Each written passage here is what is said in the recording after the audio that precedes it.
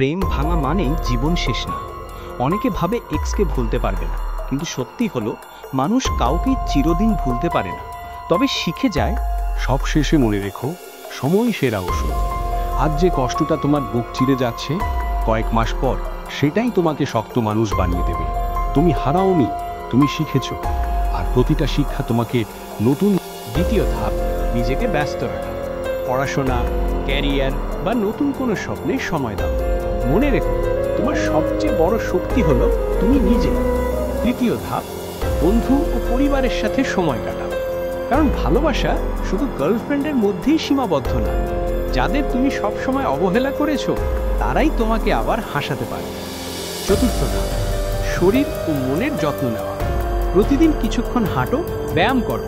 তোমার শরীর যত ভালো থাকবে, মনও তত শক্তিশালী হবে। সবশেষে মনে রেখো, সময় সেরা ওষুধ।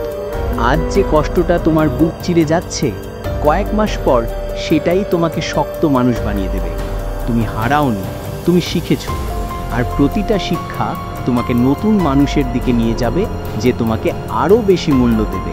তাই কাঁদো না, ভেঙে পড়ো না। একদিন তুমি হাসবে আর বলবে, ভালোই হয়েছিল, ও চলে গিয়েছিল।